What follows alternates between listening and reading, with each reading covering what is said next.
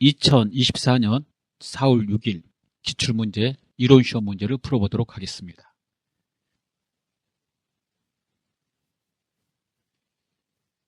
(1번) 다음의 거래 내용을 보고 결합관계를 적절하게 나타낸 것은 전화요금 5만원이 보통예금 계좌에서 자동 이체되다. 회계 처리하면 전화요금은 통신비입니다. 보통예금은 이제 보통예금이 되겠고요. 그러면 회계 처리 차변의 통신비 이렇게 될 거고, 비용의 발생 차변이죠. 대변의 보통예금. 자, 그러면 비용의 발생, 자산의 감소. 정답은 4번이 되겠습니다. 2번 다음 중 총 계정 원장의 잔액이 항상 대변에 나타나는 계정 과목은 무엇인가? 잔액이 대변에 나타나는 계정 과목은 대변 쪽에 증가가 있는 것들이죠. 증가하고 발생되는 것들. 그래서 수익, 부채, 자본이 되겠습니다. 수익의 발생, 대변, 부채의 증가, 대변, 자본의 증가, 대변이죠. 잔액이 있다는 거는 해당되는 자리의 금액이 감소되는 금액보다 클 때 나타나는 것이므로 증가 자리, 발생 자리에 있는 금액이 잔액으로 나타나게 됩니다. 그러면 수익, 부채, 자본을 찾으면 되겠고요. 정답은 1번입니다. 임대료 수입은 수익이죠. 보통예금은 자산, 수수료 비용은 비용, 외상매출금은 자산입니다. 자산과 비용은요, 그 잔액이 항상 차변에 나타납니다. 따라서 우리가 이거 정리할 필요가 있죠. 자산, 비용의 잔액은 차변에 표시되고 부채, 자본, 수익의 잔액은 대변에 표시된다. 자, 그렇게 숙지하시면 되겠습니다. 3번입니다. 다음 중 기말 재고액 3만원을 5만원으로 잘못 기재한 경우 재무제표에 미치는 영향으로 옳은 것은? 3만원을 5만원으로 잘못 기재했다면 기말 재고를 더 많이 기재한 거죠. 2만원. 그래서 재고자산이 과대 계상이 됩니다. 그러니까 두 번째, 매출원가가 과소 계상된다. 이거 알려면 매출원가의 공식을 알아야 되는데요. 매출원가는 기초 재고에다가 플러스 단기 매입액을 더하고 마이너스 기말 재고죠. 즉 기초 정기에 팔고 남아서 2월 된 거에다가 올해 매입한 거 더하고 이게 판매 가능액입니다. 팔고 남은 거 빼면 이게 팔려 나간 거예요. 이게 매출원가죠. 기말 재고가 과대 계상되면 얘가 커지게 되는 거잖아요. 팔고 남은 게 많다는 거는 팔린 게 적다는 것이므로 매출원가가 과소 계상됩니다. 그래서 매출원가가 과소 계상된다라는 2번은 정답이 되겠습니다.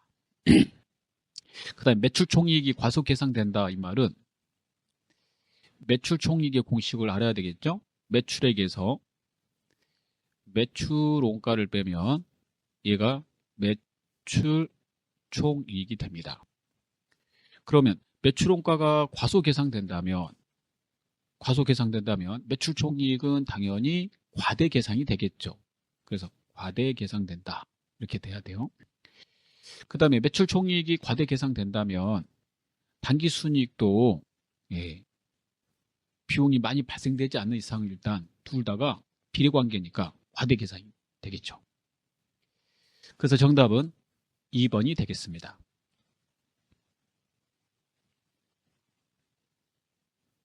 다음 문제 보도록 하겠습니다.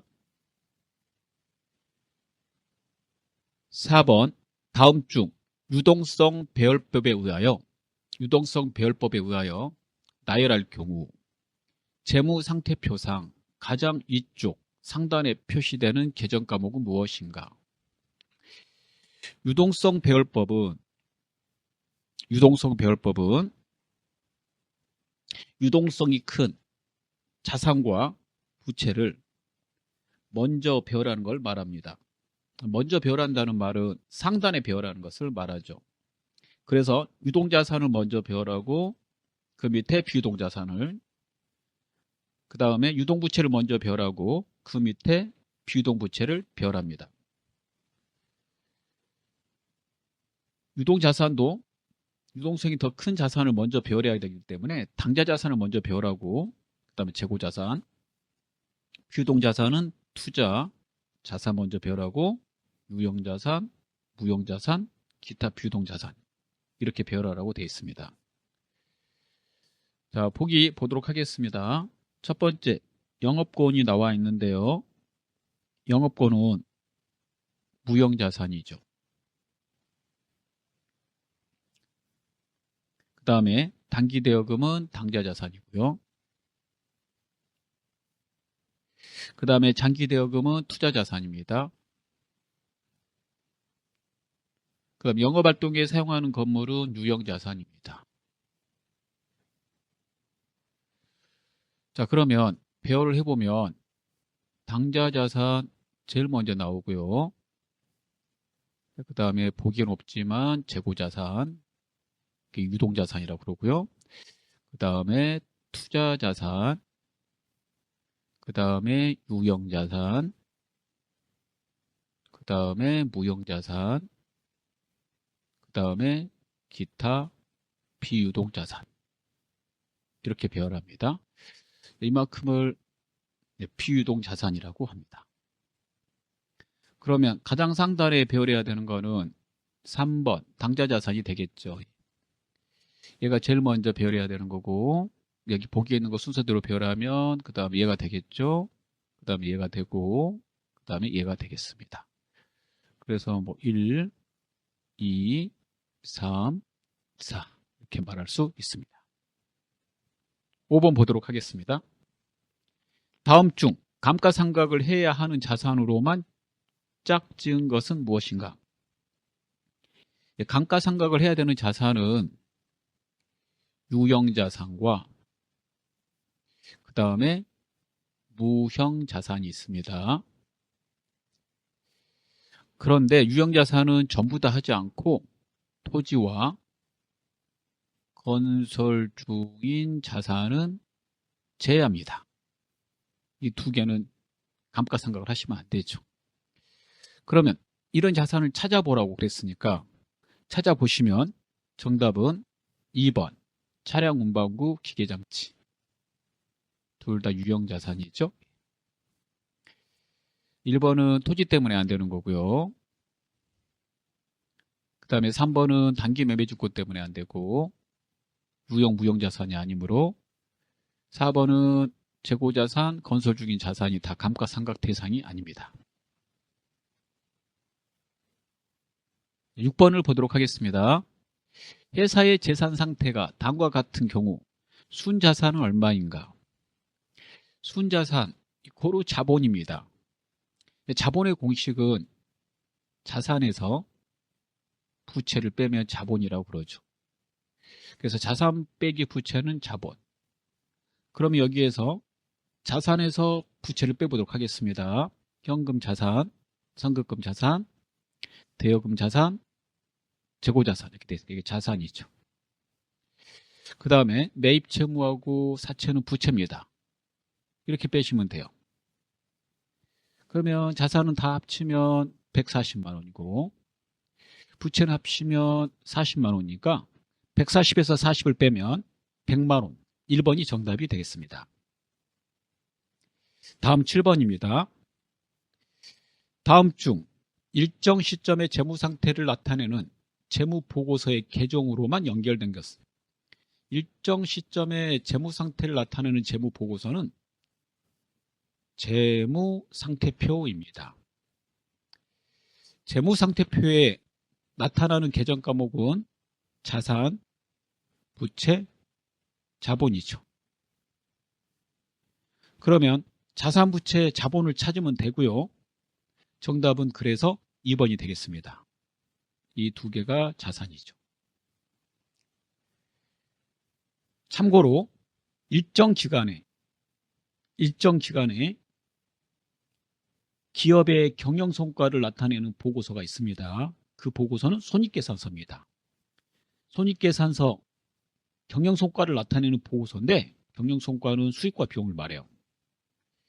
수익과 비용을 나타내는 그러한 보고서는 손익계산서죠. 여기 보시면 얘가 비용이죠.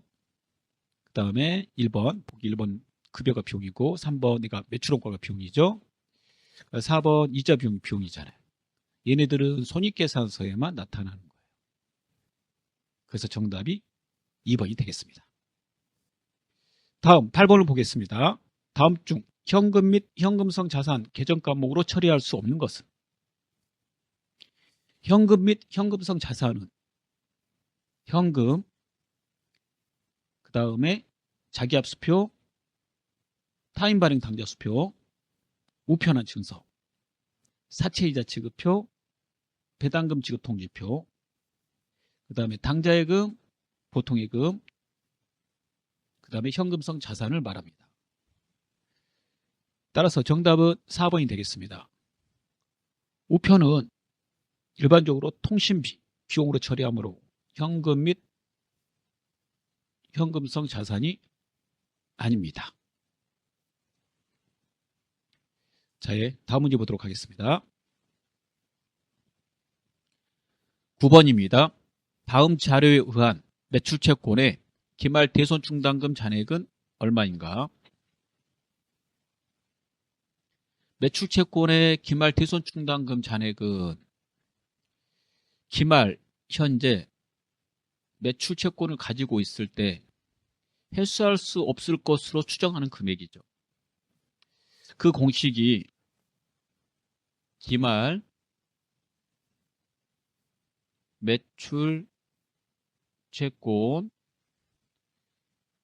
잔액에다가 곱하기 대손 추정률입니다.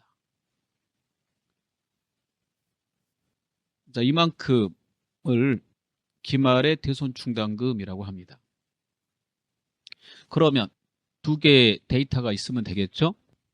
기말 매출채권 잔액은 기말 현재 회수하지 못한 남아있는 외상매출금 받으러의 잔액을 말합니다. 확인해 보겠습니다. 기초매출채권 50, 단기매출액 200,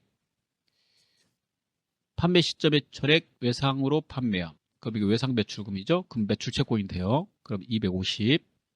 단기 중에 해수한 매출채권. 이건 해수했으니까 이제 빼게 되겠죠. 250에서 150을 빼면 100만 원이죠. 기말 매출채권의 잔액은 100만 원이 됩니다. 거기에다가 해수할 수 없을 걸로 보는 거는 대손 추정률이 1%로 추정하고 있죠. 그러면 100만 원에서 1% 하면 10,000원이 기말의 대손충당금 잔액이 되겠습니다.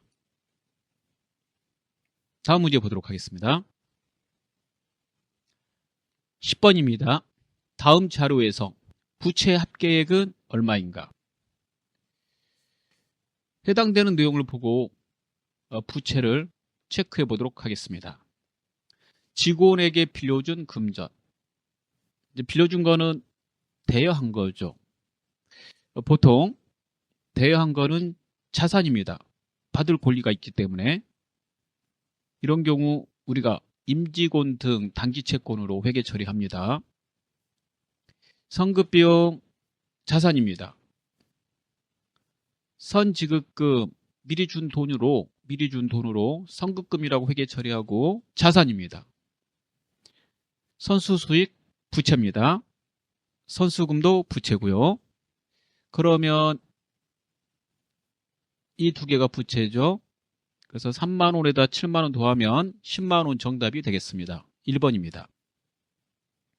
11번 다음 자료는 회계 순환 과정의 일부이다. 가나 다의 순서로 옳은 것은? 내용을 보겠습니다. 거래 발생, 가, 그 다음에 정기. 정기는 장부에 옮겨 적는 걸 말합니다. 그러면 가에서 해서 옮겨 적는 거라는 말은 거래가 발생되면 분계를 하죠. 분계가 먼저 들어가야 돼요. 자, 정기가 다 끝나면 12월 31일까지 결산을 하기 위해서 수정전 시산표를 만듭니다. 만들고 나서 마지막 분계를 하게 되죠. 12월 30일 현재 정확한 수익과 비용, 그다음 미결산 항목을 처리하기 위해서 결산 정리 또는 결산 수정 분계를 하게 됩니다. 결산 정리, 결산 수정 분계 한다고 그래서 수정이 들어가잖아요. 수정 분계한다고 그래서 수정 전에 하는 시산표를 작성하는 이 시산표를 수정전 시산표라고 그러고요. 수정 분계가 끝나고 나서 그 뒤에도 이상이 없는지 점검하기 위해서 시산표를 작성한다면 그 뒤에 시산표는 수정 후 시산표라고 합니다. 시산표를 작성하는 것은 대배분과 차변의 차액을 알아내기 위해서 하는 거죠. 즉 분계된 내용을 정부에다 옮겨 적고 나면 사람이 실수로 대배분과 차변의 차액을 발생시킬 수 있는데 그 차액이 있는지 없는지 점검하기 위해서 시산표를 작성합니다. 그래서 먼저 결산 수정 분계하기 전에 수정전 시산표를 작성하고 이상이 없으면 마지막 최종 수정 분계를 하고 그 다음에 또 수정 후 시산표를 작성해서 최종 검토를 합니다. 검토해서 전부 다 이상이 없으면 이제 장부를 마감하게 되죠. 그래서 장부 마감되고 마지막에 보고서를 작성하게 됩니다. 따라서 가나 다에 들어갈 정답은 2번이 되겠습니다. 12번 다음 중 재고자산의 취득원가를 구할 때 차감하는 계정 과목이 아닌 것은? 재고자산의 취득원가는 취득 시에 발생되는 매입 가액, 매입 금액, 매입가에다가 그 다음에 매입 시에 발생되는 부대 비용은 더합니다. 매입 부대 비용 더하고요. 비용까지 지급하고 매입했으므로 그걸 재고자산의 취득원가에다 더해요. 예를 들어서 상품을 사는데 운임까지 주고 샀다 그러면 운임을 상품에다 더한다 이런 말입니다. 결국에는 그 상품은 운임까지 주고 샀으니까 운임까지 포함된 금액이 최종 상품의 금액이 되겠죠. 하지만 물건의 하자로 반품을 하거나 매입 반출, 애누리, 매입 애누리, 또 할인 받은 거 있다면 이거는 차감합니다. 실제 이 금액은 주지 않았기 때문에 그러죠. 따라서 정답은 4번이 되겠습니다. 4번은 가산하는 항목입니다. 13번을 보도록 하겠습니다. 다음 중 영업의 비용에 해당하지 않는 것은? 1번 보험료, 2번 기부금, 3번 이자 비용, 4번 유형자산 처분 손실. 정답은 1번이 되겠습니다. 보험료는 영업활동할 때 들어간 거라고 그래서 영업비용이죠. 영업비용 중에서 판매비와 관리비, 즉 판관비에 해당이 됩니다. 다음 문제 보도록 하겠습니다. 14번입니다. 다음 재고자산의 단가 결정 방법 중 선입선출법에 대한 설명으로 적절하지 않은 것을? 선입선출법은 먼저 매입한 걸 먼저 판매하는 방식에 따라 재고자산의 단가를 적는 방법입니다. 1번 물가 상승 시 이익이 과대 계상된다. 지금 문제는 틀린 걸 찾는 겁니다. 선입선출법은 물가가 올라간다고 한다면 상승, 다른 말로 인플레라고 하는데요. 먼저 사온 것을 먼저 팔기 때문에 판매하는 시점에서 가장 먼저 사온 거, 즉 금액이 제일 낮은 게 먼저 팔린 걸로 처리하므로 이익이 크게 잡힙니다. 과대계상되죠. 그래서 이익이 크게 잡히는 거는 선입선출법, 재고자산의 단가 결정 방법에는 선입선출법만 있는 게 아니죠. 그 다음에 이동평균법, 총평균법, 후입선출법, 이 순입니다. 1번은 맞는 말이 되겠습니다. 2번, 물량의 흐름과 원가 흐름이 대체로 일치한다. 그렇죠. 들어온 대로 파는 거니까 순서대로 팔려 나가는 거 아니에요? 먼저 사온 게 먼저 팔림으로. 3번, 물가 상승 시 기말 재고 자산이 과소평가된다. 3번이 정답입니다. 과소가 아니라 과대평가 되겠죠. 그 이유는 먼저 사온 것을 분명히 먼저 판다고 그랬거든요. 그러면 가장 나중에 사온 것을 가장 나중에 판다면 가장 나중에 사온 게 기말의 재고자산이 되고, 물가가 계속 오르고 있다면 같은 수량이라고 그래도 가장 비싼 단가의 물건이 남아있게 되므로 과대계상이 되게 됩니다. 따라서 정답은 3번입니다. 기말의 재고자산이 과도계상되는 순서는 선입선출법, 이동평균법, 총평균법, 후입선출법 순입니다. 그걸 많이 알아두시면 되겠습니다. 순서 잘 기억해서 부등호의 그 관계를 잘 알아두시면 되겠습니다. 보기 4번, 기말 재고자산이 현행 원가에 가깝게 표시된다. 그러겠죠. 가장 최근에 사온 게 남아있는 거니까. 15번 보겠습니다. 다음과 같이 사업에 사용할 토지를 무상으로 취득한 경우 토지의 취득금액은 얼마인가? 토지를 무상으로 취득했을 때 그 취득금액은 토지의 공정가치로 해야 된다라고 돼 있고요. 그 다음에 취득 시에 발생되는 유형자산 취득 시에 발생되는 재비용은 유형자산에 더해야 된다라고 돼 있으므로 이 두 개를 더하시면 되겠어요. 그래서 100에다가 4만 원을 더하면 104만 원이 되겠습니다. 4번이 정답이 되겠습니다. 자, 감사합니다.